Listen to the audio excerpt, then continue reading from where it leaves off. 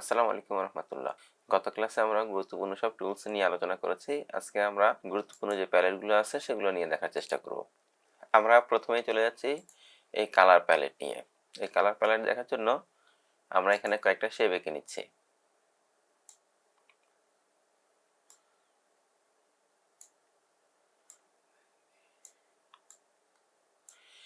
আমরা এখানে চারটা শেপ এঁকে নিলাম। চারটা শেপ এঁকে নেওয়ার পর আমরা এখানে যে কালারটা দেখতে পাচ্ছি এখানে হলো চারটা colour. That means cyan, magenta, yellow, black. আমরা সংক্ষেপে এটাকে CMY কেও বলতে পারি। আমি যদি প্রথমটাকে সায়ান যে কালারটা আছে এটি দিই, এরপরটাকে ম্যাজেন্টা, এরপরটাকে ইয়েলো, এরপরটাকে ব্ল্যাক কালার দিয়ে দিতে পারবো। আমাদের মাথায় রাখতে হবে আমাদের গ্রাফিক্সের, আমি এটাকে একটু জুম করে নিচ্ছি,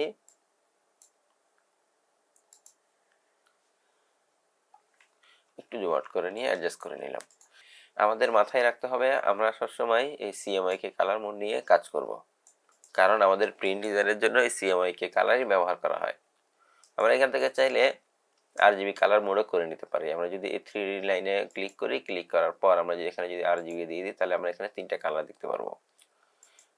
এবার আমাদের আর অন্যান্য যেগুলো আছে ওগুলো আমাদের দেখাচ্ছে, আমরা স্কেল নিয়েও কাজ করতে পারবো। অন্যান্য যে ওয়েব শেপ RGB কালার আছে সেটিও আমাদের এখানে দেখাচ্ছে, কিন্তু আমরা ন্যাচারালি এই CMY কে নিয়েই কাজ করব, কারণ এই CMY কে নিয়ে কাজ করলে আমাদের কনভার্ট করে ব্যবহার করাটা খুব ইজি।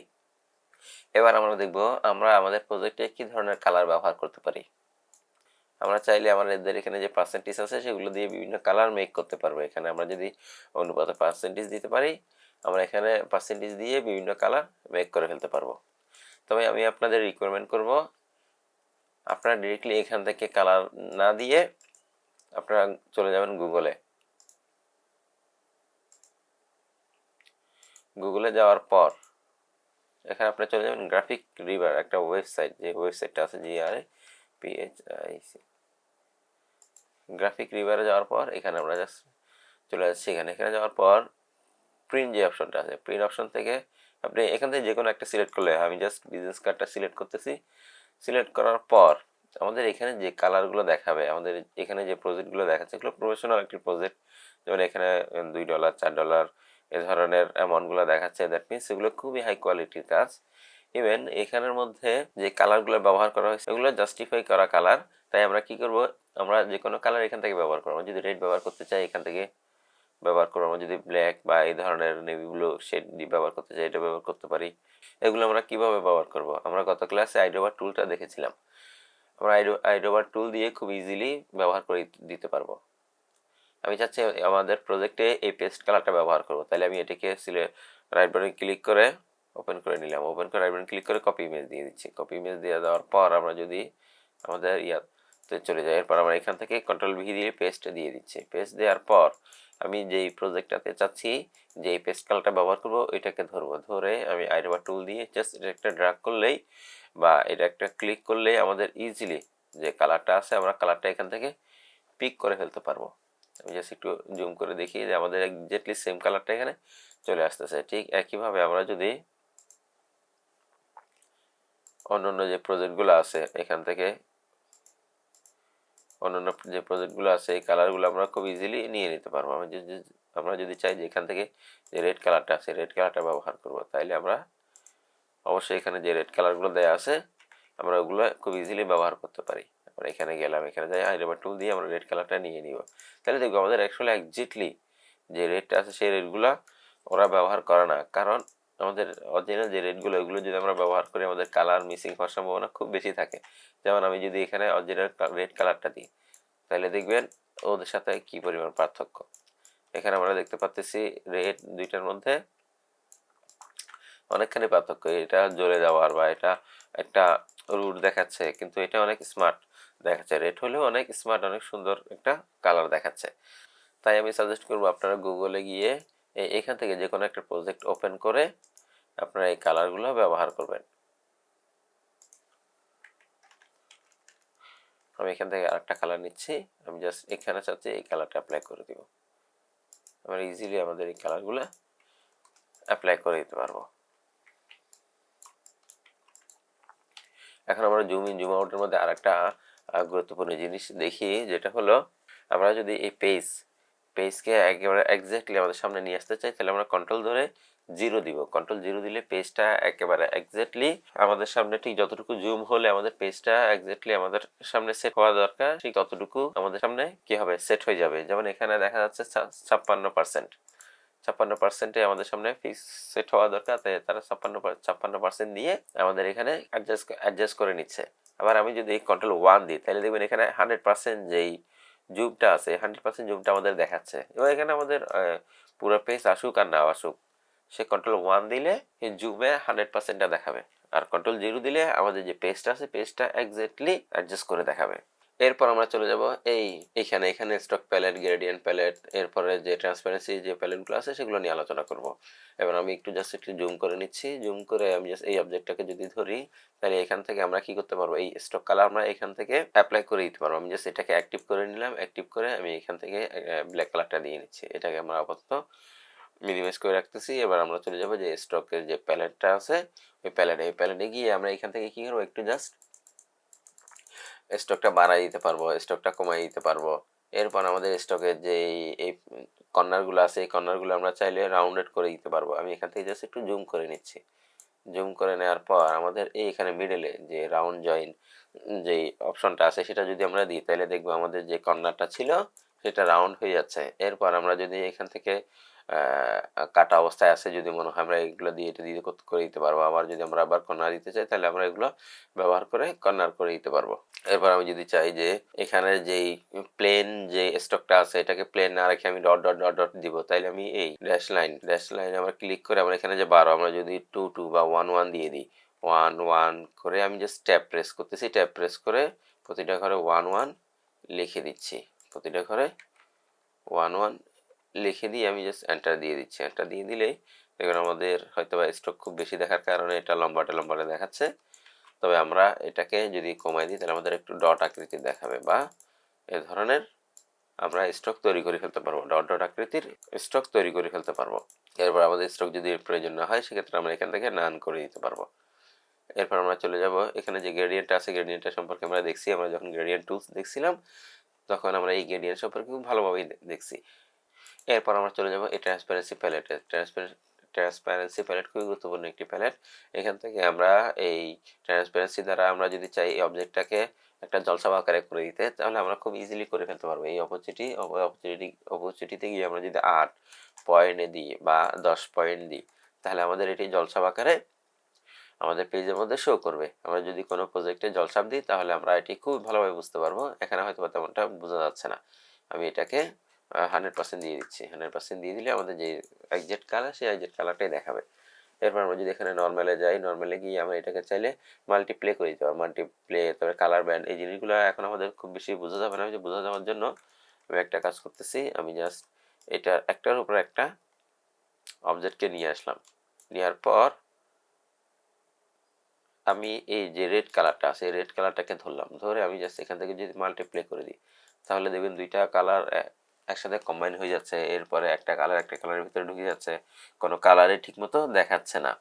এরপর আমরা যদি কালার বাড়ান দিই, তাইলে তখন আবার আরেক রকম দেখাচ্ছে। কারণ সব কালারগুলা দেখাচ্ছে, যদি আমাদের ভিতরেটা গ্রিন দেখাচ্ছে, আমাদের অরিজিনাল ভিতরে কালারটা গ্রিন না, অন্য একটা কালার। তো আমাদের এই কালার ব্রাউনের কারণে আমাদের গ্রিন কালারটা দেখাচ্ছে। এরপর আমরা এগুলো জাস্ট দিয়ে দেখবো এখানে আবার আরও অন্যরকম কালার দেখাচ্ছে। আমাদের যদি এগুলো কখনো প্রয়োজন হয়, আমরা এখান থেকে ব্যবহার করতে পারি। আমরা ন্যাচারালি নর্মালে রাখবো। নর্মালে রাখলে আমরা যে এক্সাক্ট কালারটা, এই এক্সাক্ট কালারটা আমরা দেখতে পারবো। এরপর আমরা চলে যাবো এই উইন্ডো থেকে যে পাথফাইন্ডার প্যালেটটা আছে, পাথফাইন্ডার, ট্রান্সফর্ম, অ্যালাইন, এই তিনটা প্যালেট। আমরা প্রথমেই এই অ্যালাইন যে প্যালেটটা আছে এটা একটু দেখে নিই। আমরা অ্যালাইন প্যালেটটা দেখার জন্য আমরা কি করবো, এটা একটা নিলাম, এটা একটা নিলাম, এটা একটা নিয়ে আমরা জাস্ট এই চারটা, বা এটাকে আমি ডিলিট করে দিচ্ছি। এই তিনটা অবজেক্টকে নিয়ে নিলাম। তিনটা অবজেক্ট আমি এভাবে নিলাম, আর তিনটা অবজেক্ট আমি জাস্ট এটাকে অল্টা প্রেস করে ড্র্যাগ করতেছি, এখানে নিয়ে আসতেছি। আমরা আর তিনটা অবজেক্ট এভাবেই নিয়ে নিলাম। তাহলে আমাদের এই অ্যালাইন প্যালেটটা বুঝতে সুবিধা হবে। আমি চাচ্ছি যে অ্যালাইন প্যালেট থেকে এই তিনটা অবজেক্টকে আমি ধরলাম, ধরে আমি উপর থেকে সমান করতে যাচ্ছি।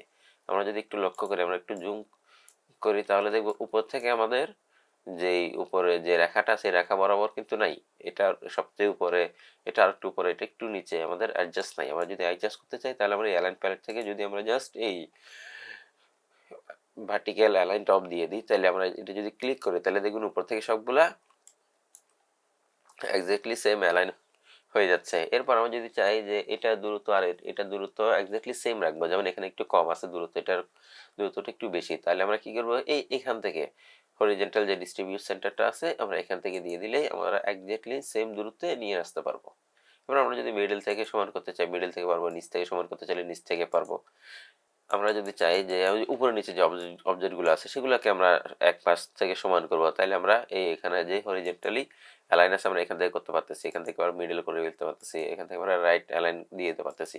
তাহলে এখান থেকে আমরা এটা দিয়ে, আর আমি চাচ্ছি যে দূরত্বটা অ্যাডজাস্ট করে দিব, যেমন এখানে দূরত্ব কম এখানে দূরত্ব বেশি, সেই ক্ষেত্রে আমরা যে ভার্টিক্যাল যে ডিস্ট্রিবিউট সেন্টার আছে সেখান থেকে আমরা এটা দূরত্ব এক্স্যাক্টলি সেম করে দিতে পারবো। এরপর এখানে আরেকটি গুরুত্বপূর্ণ বিষয় আমরা একটু দেখে নিই, সেটা আমরা অ্যালাইন কার সাথে কিভাবে করব সেই জিনিসটা আমরা আগে থেকে ইন্ডিকেট করে দিতে পারবো। ন্যাচারালি আমরা যাকে সিলেক্ট করি সেগুলোকে অ্যালাইন করতে পারি, আর আমরা সেটা ছাড়াও আর একটা পারি যে আর্টবোর্ড আছে সেই আর্টবোর্ডের সাথে আমরা অ্যালাইন করতে পারি। যেমন আমি এখানে এগুলো সিলেক্ট করে এগুলোর সাথে আমি অ্যালাইন করতেছি, কিন্তু আমি যদি এইখানে যে অপশনটা আছে ওখানে অ্যালাইন টু সেকশন সিলেকশন, এখানে গিয়ে আমি যদি অ্যালাইন টু আর্টবোর্ড যে অপশনটা আছে এটা দিয়ে দিই, তাইলে আমি কি করব, এটাকে সিলেক্ট করার পর যদি মিডলে দিই তাহলে আমাদের যে আর্টবোর্ডটা আছে এই আর্টবোর্ডের সাথে এই অ্যালাইনগুলো হবে, আর্টবোর্ডের সাথে এই অ্যালাইনগুলো হবে। আমি জাস্ট এগুলোকে ধরলাম, এগুলোকে ধরলে আমি যদি মিডলে দিই তাহলে দেখবেন এই আর্টবোর্ডের সাথে আর্টবোর্ডের যে অ্যালাইন সেন্টার হিসেবে হচ্ছে এই, বা আমি এটাকে যদি ধরি নিচে দিই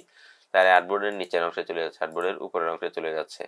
এরপর এটাকে আমি যদি ধরি আর্টবোর্ডের রাইটে, এরপর এটাকে আমি ধরি আর্টবোর্ডের লেফটে, এভাবে করে আমাদের কি হচ্ছে, এভাবে করে আমাদের অ্যালাইনগুলো চলে আসতেছে। আমরা ন্যাচারালি আর্টবোর্ডের যদি প্রয়োজন হয় কখনো আর্টবোর্ড নিয়ে কাজ করব, আর যদি আমরা প্রয়োজন হয় যে আমরা যা সিলেক্ট করব তা নিয়ে কাজ করব, সেক্ষেত্রে আমরা এখানে গিয়ে অ্যালাইন টু সিলেকশন দিয়ে দিব। অ্যালাইন টু সিলেকশন দিলে আমরা যাকে ধরবো তাকে নিয়ে কাজ করতে পারবো। এরপর আমাদের যে ট্রান্সফর্ম প্যালেটটা আছে প্যালেটটা নিয়ে একটু আলোচনা করব। আমি জাস্ট এখান থেকে কিছু শেপ ডিলিট করে দিচ্ছি, ডিলিট করে দেওয়ার পর আমি একটু জুম করে নিচ্ছি, জুম করে নিয়ে যখন এটাকে সিলেক্ট করবো এখানে এটাকে সিলেক্ট করলে আমাদের এটার আমরা এখান থেকে চাইলে রিসাইজ করতে পারবো, এখান থেকে আমরা সাইজ দিতে পারবো, চাইলে রিসাইজ করতে পারবো। এখান থেকে আমাদের অনেক সময় প্রজেক্টের জন্য সাইজ নিয়ে নিতে হয়। তাহলে আমরা কি করবো, এখান থেকে আবার এখান থেকে আমরা যদি একটু লক্ষ্য করি এখানে সর্বশেষে আছে পিটি, দ্যাট মিনস পয়েন্ট।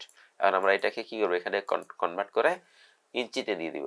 ইঞ্চিতে কনভার্ট করার জন্য আমাদের কি করতে হবে, এই উপর একটা রুলার নিয়ে আসতে হবে। রুলার আনার জন্য আমাদের চলে যেতে হবে এই ভিউতে, ভিউতে গিয়ে আমরা যদি একটু লক্ষ্য করি এই রুলার যে অপশনটা আছে এখান থেকে আমরা যদি শো রুলার দিই, শো রুলার দেওয়ার পর আমাদের একটা রুলার চলে আসবে। এরপর এই রুলারের উপরে গিয়ে যদি রাইট বাটন ক্লিক করি তাহলে এখান থেকে আমরা ইঞ্চি দিয়ে দিতে পারবো।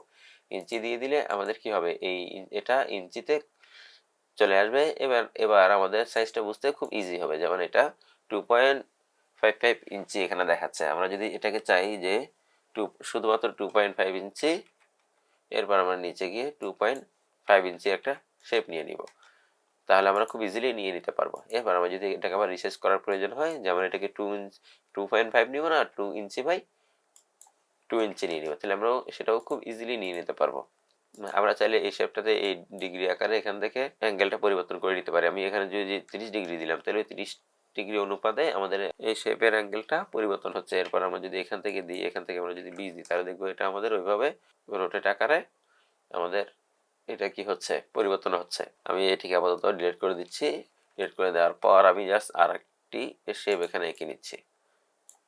এরপর আমরা চলে যাবো এই পাথফাইন্ডার প্যালেটে। এই পাথফাইন্ডার খুবই গুরুত্বপূর্ণ একটি প্যালেট। আমরা যদি এই প্যালেট খুব সুন্দরভাবে ব্যবহার করতে পারি তাহলে আমরা অনেক গুরুত্বপূর্ণ, অনেক সুন্দর সুন্দর প্রজেক্ট, অনেক কঠিন কঠিন প্রজেক্ট খুব ইজিলি করে ফেলতে পারবো।